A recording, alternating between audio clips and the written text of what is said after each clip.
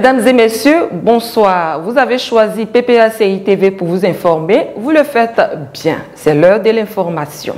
Un seul titre pour ce journal.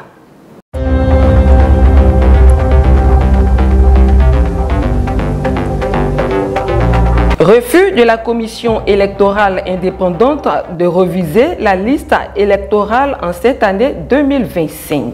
Le PPACI donne sa position.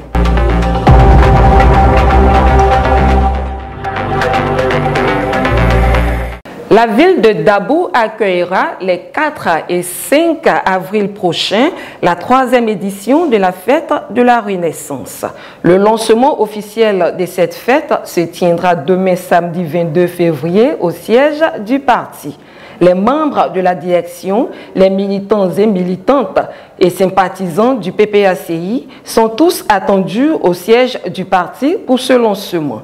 Et le pagne est aussi en vente au siège du parti. 3 millions d'Ivoiriens hors de la liste électorale suite au refus de la CEI d'organiser la révision de la liste électorale avant les élections d'octobre 2025.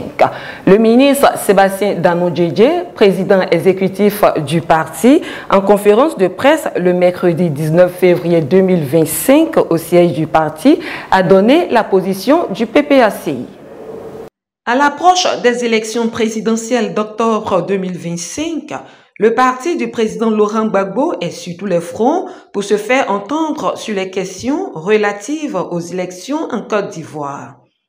Le mercredi 19 février 2025, son président exécutif Sébastien Danodjedje s'est prononcé lors d'une conférence de presse sur le refus de la commission électorale indépendante de faire la révision de la liste électorale avant l'élection présidentielle d'octobre 2025 pour exprimer l'indignation du PPACI.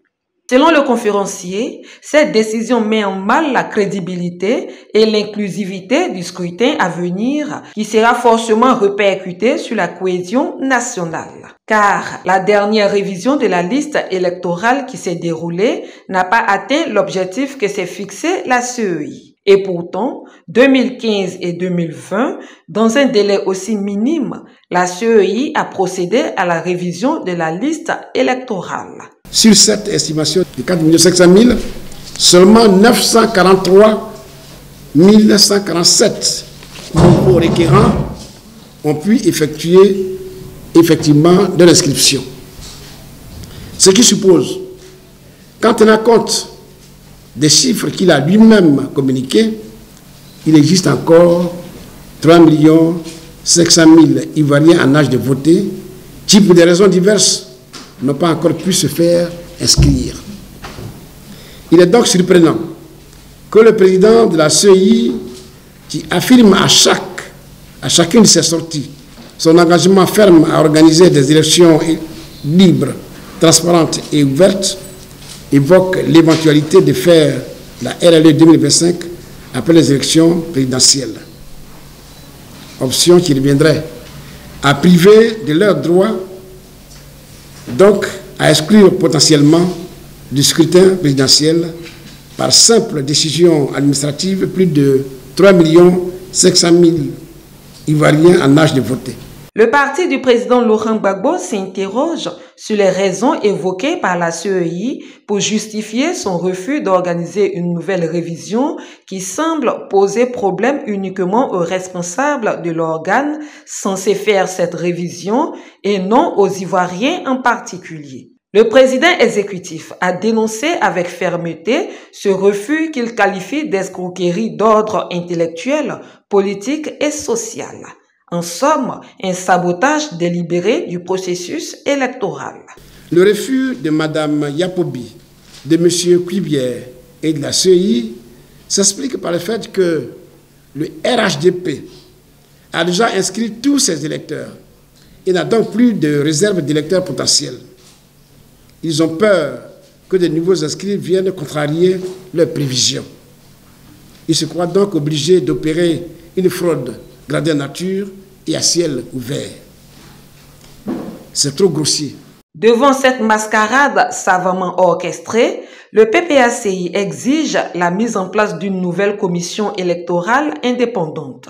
Oui, une nouvelle commission électorale comme l'avait fait le président Laurent Gbagbo en 2010 quand ces mêmes acteurs politiques criaient à tue-tête que la commission électorale en place était pro-Gbagbo, ce qui augurait de la bonne foi du président d'antan. Le PPACI exige la dissolution de la CEI qui constitue aujourd'hui un réel danger pour la paix en Côte d'Ivoire. Le PPACI exige la programmation avant l'élection présidentielle de 2025 d'un nouvel enrôlement en 2025 conformément à la loi. Le PPACI attire avec insistance l'attention du gouvernement sur le sabotage du processus électoral par le président de la CEI. Le PPACI tient M. Coulibaly Kuibière entièrement responsable des conséquences que le refus d'organiser une RLE 2025 avant l'élection présidentielle pourrait engendrer. Au terme de la conférence, le président exécutif a exhorté les militants et sympathisants à rester vigilants, déterminés et mobilisés pour faire barrage à toute velléité de manipulation de la liste électorale. Une liste électorale déjà truffée par bon nombre d'irrégularités que semble reconnaître Coulibaly Kuibière et minimiser en même temps afin de faire croire aux Ivoiriens que cela n'est pas grave. Vigilance accrue donc pour tous. Le Parti des peuples africains Côte d'Ivoire ne boycottera pas les élections présidentielles d'octobre 2025. C'est ce qu'a affirmé le président exécutif Sébastien Dano-Djedje lors d'une conférence de presse au siège du parti le mercredi 19 février 2025. Plus de détails avec Kevin Comenon. Après l'arrestation et la déportation du président Laurent Gbagbo par l'armée française en avril 2011, son ancien parti a boycotté toutes les élections organisées en Côte d'Ivoire, notamment celles de 2015 et 2020. Les raisons avancées par l'ex-parti du président Laurent Gbagbo étaient, entre autres, la situation politico-sécuritaire précaire marquée par une fracture sociale profonde et les arrestations et emprisonnements arbitraires d'acteurs sociaux et d'opposants politiques.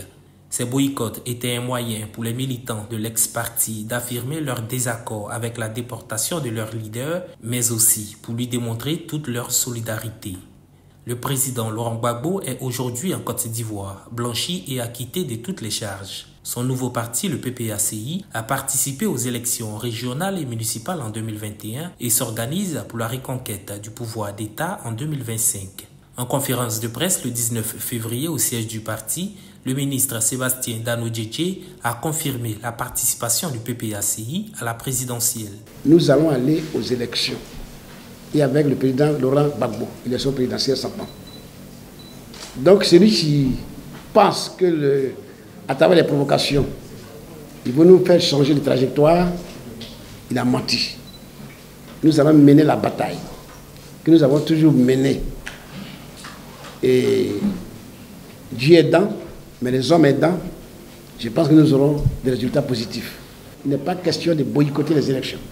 Pour des élections libres, transparentes, apaisées et inclusives, le Parti des peuples africains Côte d'Ivoire entend mener une bataille démocratique jusqu'à obtenir gain de cause. Très bientôt, des missions seront envoyées partout en Côte d'Ivoire pour informer les populations sur le cas de la CEI.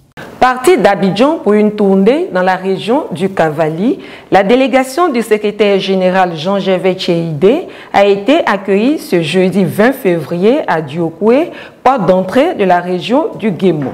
Les responsables locaux du parti lui ont réservé un accueil chaleureux avant de le laisser continuer à Guiglou. Arrivé à Guiglou, la délégation conduite par le secrétaire général Jean-Gervais Tchéidé a été reçue au domicile du ministre Émile Guirioulou, député PPACI.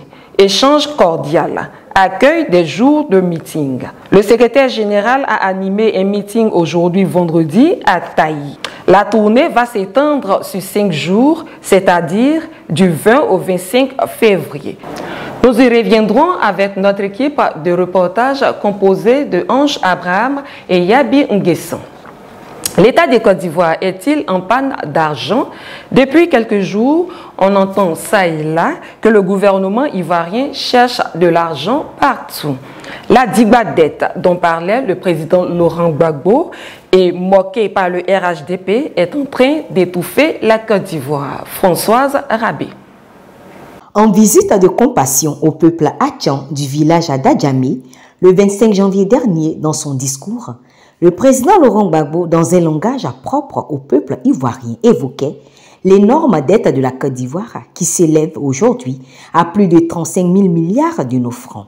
15 ans plus tard, il est bon de constater que la dette a plus que triplé et elle pèse sur la Côte d'Ivoire. En employant l'expression dette pour la compréhension du citoyen ivoirien lambda, certains ministres et cadres du RHDP ont jugé bon de ridiculiser le président Laurent Gbagbo à travers certains commentaires déplacés. Cependant, la dette est bien réelle et très Digba, tellement que la Côte d'Ivoire peine aujourd'hui à la rembourser pour qu'elle soit prise. Il y a quelques jours, un journal annonçait le report du paiement de la somme de 400 milliards due à l'État chérubin du Maroc. Et le 17 février passé, Africa Intelligence, un organe international, a annoncé Abidjan s'apprête à entreprendre une importante opération de levée de fonds sous forme d'emprunts obligataires. Ce même organe ajoute une transaction cruciale pour le pouvoir d'Alassane Ouattara sous pression du trésor et des créanciers du pays. La dette est donc en train d'asphyxier la Côte d'Ivoire.